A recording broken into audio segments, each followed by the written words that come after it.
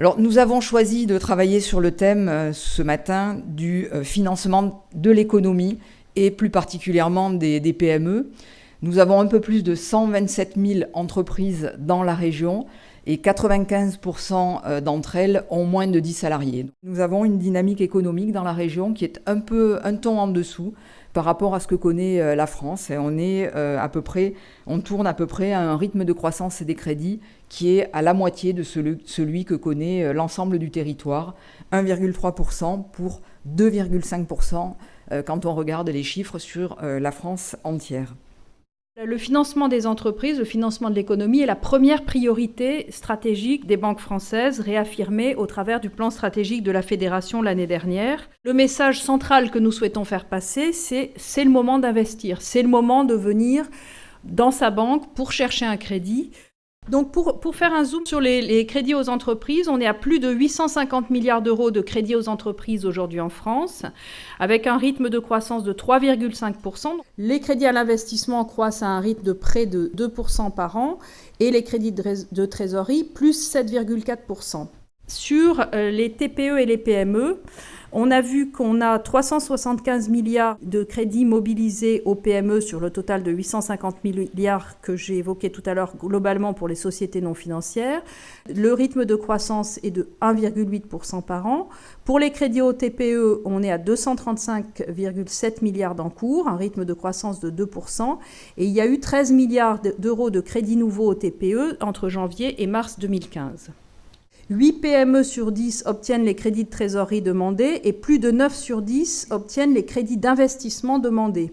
On est même à 94% dans les derniers chiffres de la Banque de France de réponses positives sur tout ou partie des crédits qui sont demandés en matière d'investissement. C'est le moment d'aller chercher des crédits dans sa banque, il ne faut pas hésiter. La menuiserie Cardonnet est une entreprise que j'ai reprise en 1994. Je dirige également une autre menuiserie qui s'appelle la menuiserie JPB. Ces deux entreprises regroupent un peu plus de 30 personnes pour un chiffre d'affaires de 5 millions d'euros.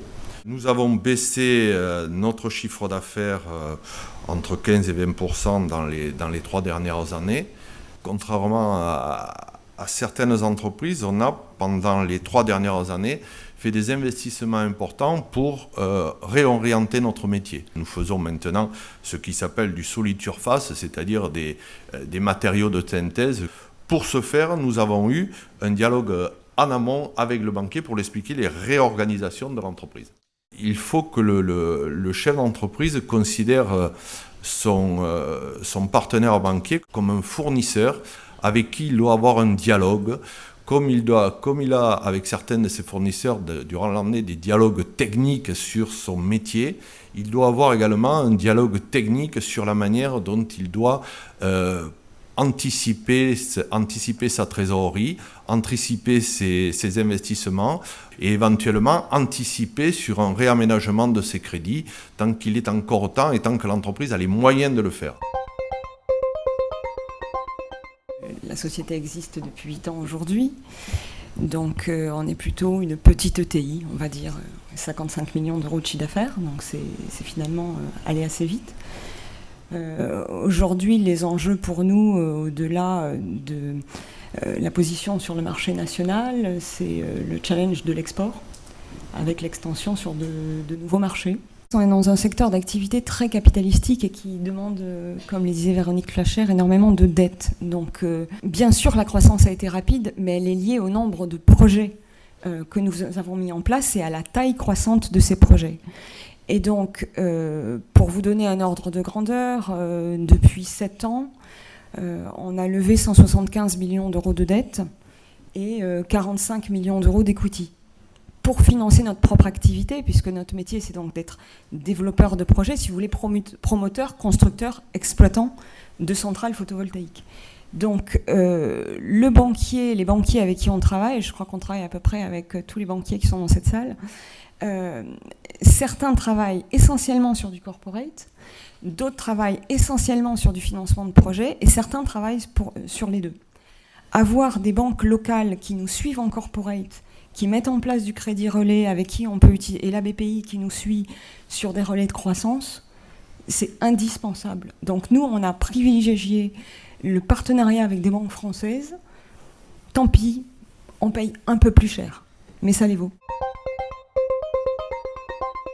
Union Matériaux, ça fait un peu plus de 120 millions d'euros de chiffre d'affaires et s'étend sur tout le littoral méditerranéen, grosso modo de Perpignan jusqu'à Marseille, et possède 35 points de vente. Et notre activité, elle est de mettre à disposition du marché, que ce soit les professionnels ou les particuliers, tout le matériel de construction en partant du gros œuvre, la couverture, l'isolation. On a eu un rebond technique en 2011 qui a été lié à la création de la loi Sellier, qui a été un booster pour l'économie.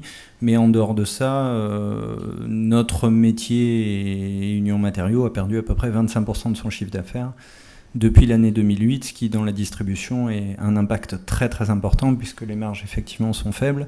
Donc voilà, c'est très capitalistique.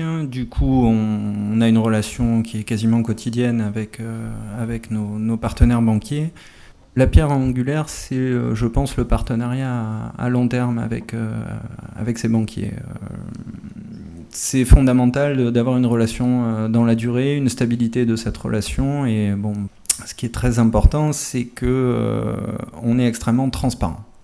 Évidemment, à un moment, il faut quand même mettre sur le papier, il faut s'engager, il faut mettre quelques chiffres. Ça fait partie du lien de confiance, ce qui amène à construire des business plans, notamment pour les projets d'investissement. Et bon, une entreprise comme la nôtre, même si elle a traversé des périodes très compliquées, notamment liées à la gestion de son BFR, elle a besoin demain, avec les changements de comportement d'achat, d'investir.